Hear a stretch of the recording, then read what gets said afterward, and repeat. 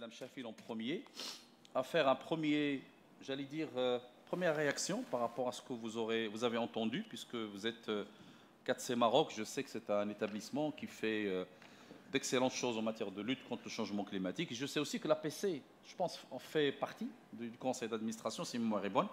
En tout cas, vous avez 2 minutes, Madame Chafil, pour faire une première réaction à ce que vous avez entendu. Tfadli, Madame Chafil. Merci beaucoup. Prenez le micro.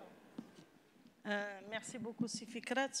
J'ai droit à combien de passages? Parce que là, j'ai plusieurs questions. Alors, est-ce que je les fais en un seul coup? Non, 2 passages. Un premier passage de 2 minutes et après, je reviendrai vers vous après. Allez-y pour un premier passage. Il n'y a pas de problème. Merci beaucoup et merci de m'avoir invité. Je suis vraiment ravie d'être avec vous aujourd'hui.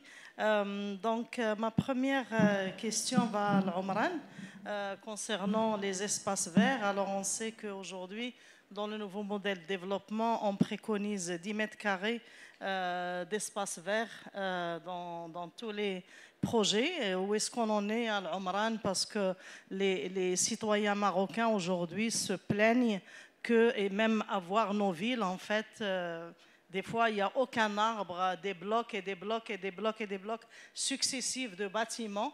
Alors que les plantes poussent très bien au Maroc et on en a besoin. Avec la chaleur qu'il fait maintenant, on arrive à 50 degrés, même plus dans plusieurs villes, pas d'ombre. On choisit mal les essences qu'on plante dans nos villes quand on les plante, mais la plupart du temps, il n'y en a pas. Donc, où est-ce que vous en êtes par rapport à ça, par rapport aux 10 mètres carrés d'espace vert par habitant préconisé par le nouveau modèle de développement? Alors, seconde question, c'est par rapport à l'empiètement des zones urbaines sur les terres agricoles fertiles. On a eu cette semaine la publication d'un nouveau rapport de l'IRES, donc de l'Institut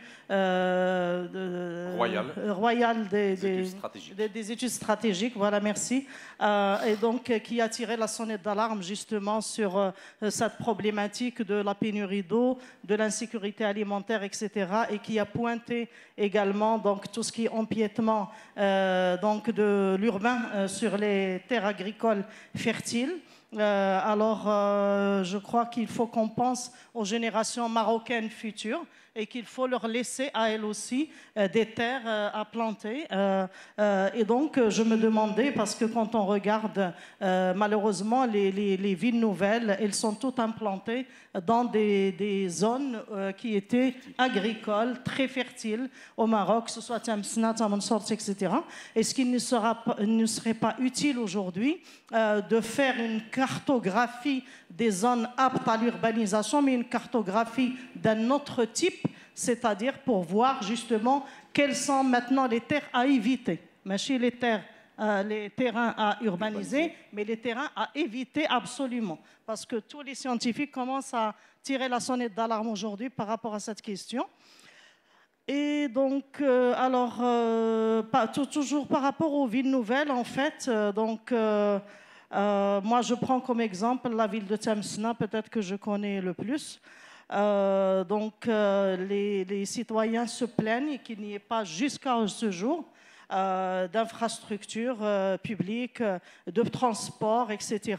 Est-ce qu'il y a une vision dans l'Omran justement pour que dans ces villes, d'abord on rectifie ce qui s'est passé, parce que ça ne se fait pas malheureusement jusqu'à aujourd'hui, et pour faire mieux peut-être dans des nouvelles villes à urbaniser ou des nouvelles zones à urbaniser. Est-ce que je... Merci, c'est bon. Je peux continuer? Il y aura un deuxième. Voilà, alors allez-y pour une seule, pour une autre. Allez-y pour une autre question. Voilà. Moi, je suis pour l'Omran, diversifier un peu. Là, en fait, j'ai fait des questions pour chacun. Oui, non, un problème qui me tient très à cœur, à vrai dire, depuis toujours, c'est l'isolation thermique dans les bâtiments. Malheureusement, on continue à construire à Ifrane, je le dis toujours, même si les gens s'insurgent contre ça, mais je le dis toujours, on construit à Ifrane comme on construit à Marrakech. Donc l'isolation thermique, alors des fois, elle ne coûte pas très cher en fait. Et pourquoi elle n'est pas systématisée au Maroc? Alors quand on sait qu'au Maroc aujourd'hui, chaque maison, chaque chambre a un climatiseur. Et c'est vraiment grave.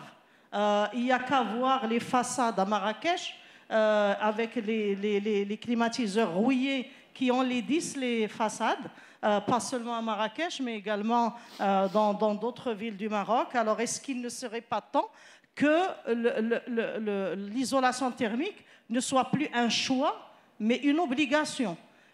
Et je pose également une question, est-ce qu'il ne serait pas temps aujourd'hui de mettre en place un fonds national pour peut-être sponsoriser l'isolation thermique dans un premier temps pour démontrer l'utilité de cette isolation thermique? Comme on sponsorise l'irrigation localisée par exemple, on pourrait également décider de mettre en place un fonds national pour encourager tous les projets à instaurer donc l'isolation thermique parce qu'elle devient primordiale quand on arrive à 52 degrés au Maroc. Je crois qu'il faudrait vraiment faire quelque chose et de manière urgente. Parfait, merci beaucoup, madame.